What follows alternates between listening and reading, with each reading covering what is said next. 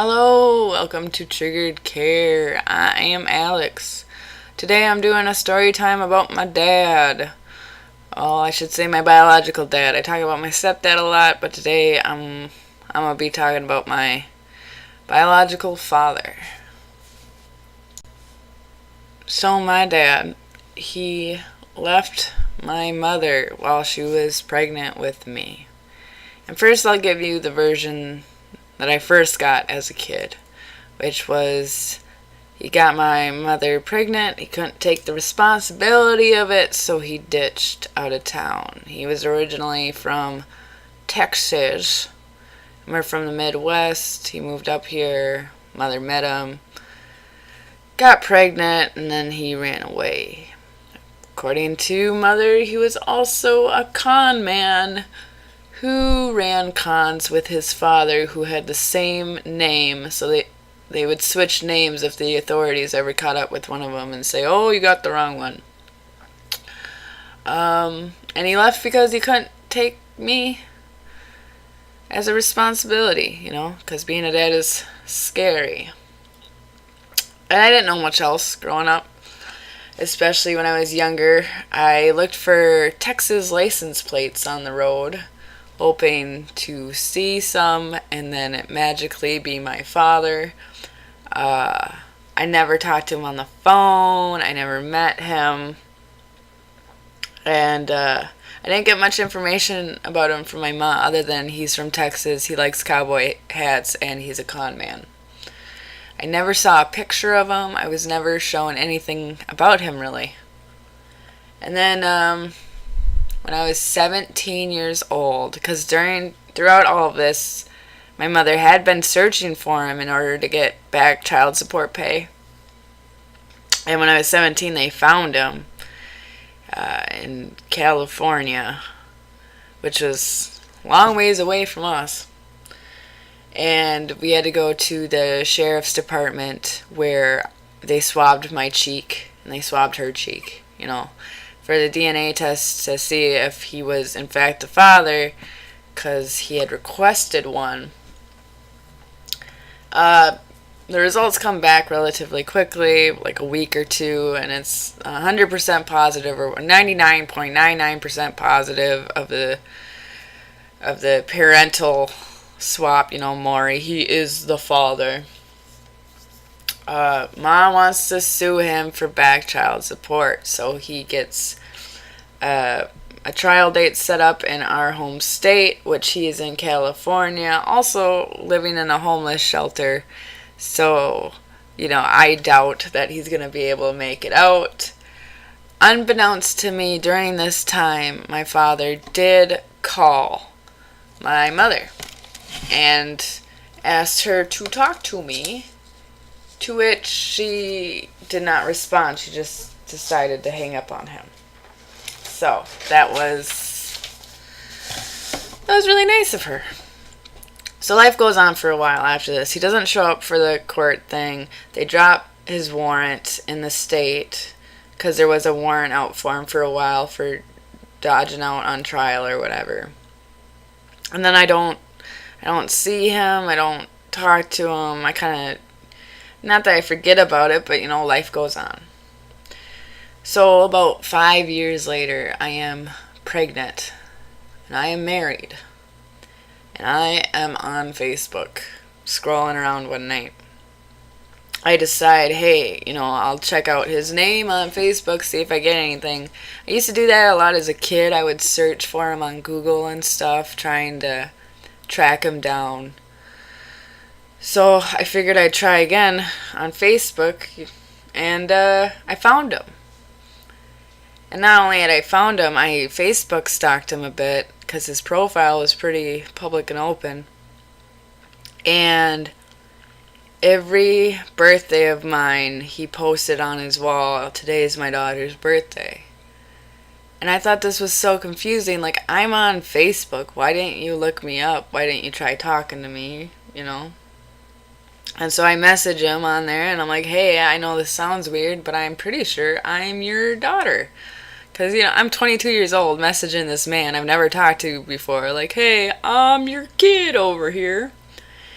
And he messages me back pretty quickly, and he was like, "Oh, I'm so happy that you want to talk to me. I wasn't sure from the other email I sent," which I have no idea what that's about.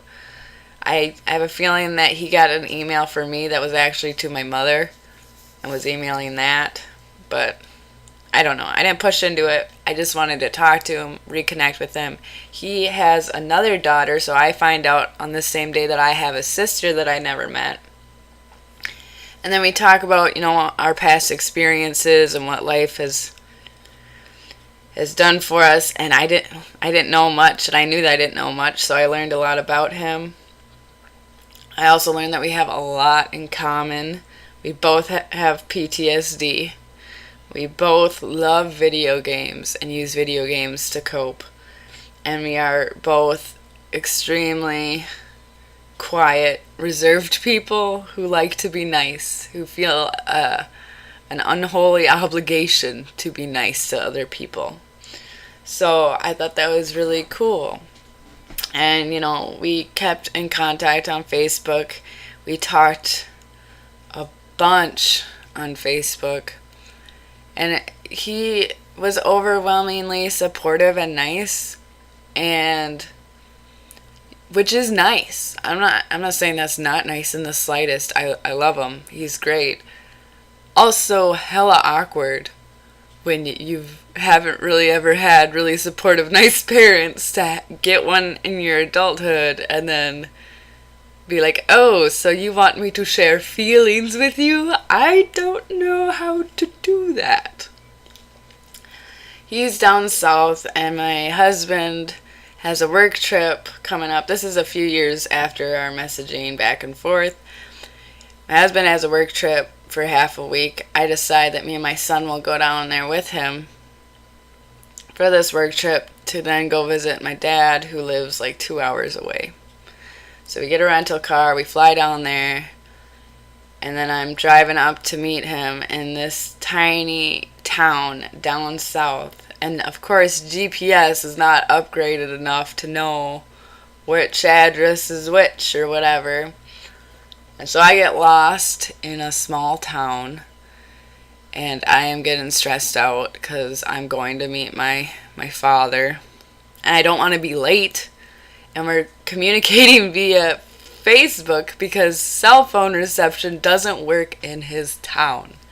So I get down this road, and the rental car I have is one of those keyless. No, yeah, it's keyless, but you still get a key with it. It's just a fob. I think that's what they call it, where you don't have to have it in the ignition because you just push a button to start the engine. I probably sound like a cave woman, just I don't see cars like this around where I live.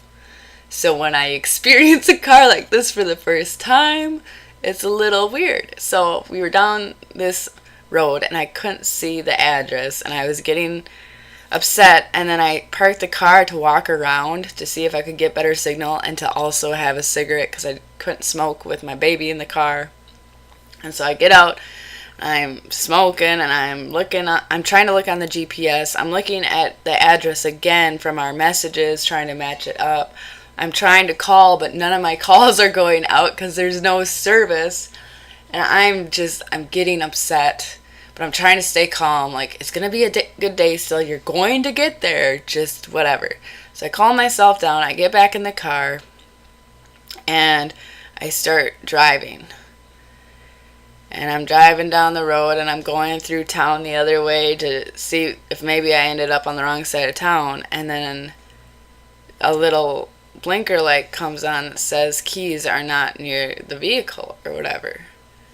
And I'm like, what? So I turn around, I go back to the old gravel road, and I'm looking in all the dirt. I'm looking, and I'm looking, and I'm looking, and I cannot find the fob key thing. And so I get back in the car, and I'm like, how is the car running? Because doesn't the fob need to be, like, in the vicinity of the vehicle for the vehicle to work? And But it still worked. So I pushed the button. I was driving. I'm crying because I'm like, I'm going to have to explain this to the car rental agency. I'm going to have to explain this to my dad if I ever find him. I'm going to have to explain this to my husband. Who knows how much it takes to replace a key fob thing? Who knows if this car will even start again? Because I don't know. And I'm at this red light and I'm just trying to ground myself because I'm so overwhelmed. And all of a sudden, there's a knock on my window. And I look over and there's this lady and she is knocking on my window and she's holding the fob. She's holding the fob key. And my brain's like, what?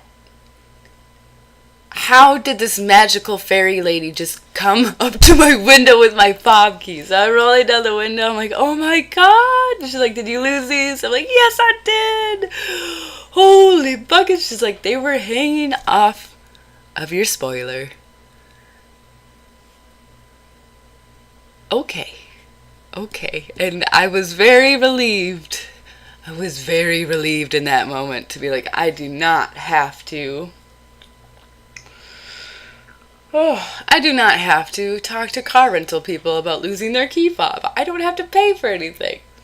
So, finally, I make it to this video store where I borrow their phone to call my dad or my grandpa, one of them. I think they shared a phone, and that's why I'm confused as to who answered. It was one of them, and I was going to actually meet my grandfather at the Dollar General so he could then show me, because they're like, yeah, it's really confusing. You already drove by the Dollar General, you know where it is. Meet grandpa there and he'll get you to dad's. So I'm like, alright. So I made it to the Dollar General. Grandpa is there, or my dad's dad, which, you know, is technically my grandpa. And he is a very friendly, happy older gentleman who, you know, leads the way. Wait, he came with his friend who took his vehicle back, and then he came into my vehicle to help lead me to my dad's place, which my dad was right next to my grandparents, which is why he was good at directing me and was available for directing me, because they all lived in like the same 50 feet. And we pull up, and my grandma and grandpa live in this trailer that was built in the 50s, like this rolling trailer that you just park somewhere, like really old school trailer. And then my dad is in a decent sized shed, but still a shed that he kind of converted into a studio apartment in a way. And I meet him. He's wonderful. My grandparents are easy to talk to. I'm laughing my butt off. They seem like my sort of people, and it was really nice. And then, you know, take dad back to meet my husband. I take my dad to the casino where I lost, you know, some money, but we just talked, and it was really nice. And I got to hear his version of things, which was way different than my mom's versions of things. Last time he saw my mother, she was cheating on him, and so he packed up his stuff and left. And then while he was packing, she told him, oh, you can't leave, I'm pregnant, to which he thought, that's BS, you just don't want me to go because I caught you cheating on me. And so when he heard about the kid thing 5 years or 10 years prior, however long it was prior by then, he was like, well, there's no way that that's mine, but I'll do a DNA test just to make sure. And then, you know, he cleaned up. He was in prison for a while before that and got into some drugs, but then he cleaned up, and he's been doing really good for the past 10 years. So that's really awesome of him. So that's a bit about my father. We still talk, we still message, we call each other every so often to check up. He's over in California now, living it up. He lives with his dad and his sister. That side of the family, I feel a really good connection with them, even though I've only really met them once. talking to them over the years and sharing experiences with them, it's almost creepy how much of his genetics kept me okay in a way throughout the years. Because I feel like his genetics are way stronger than my mom's. And I also have a feeling that's why she didn't like me, is because she did not like him at all. And I look a lot like him. So there is my story time about meeting my dad and my dad in general. So, shout out to kids who don't know their parents or meet them in adulthood, because that is an odd feeling. And it's really hard to explain to kids who always know their parents, especially as a kid. It hurts a lot more not having a dad like that when you're a wee one versus an adult, it feels like. But I don't know. Let me know what you think. All the channels and all the pages are down below. Share your stories, share your comments, and have a good one.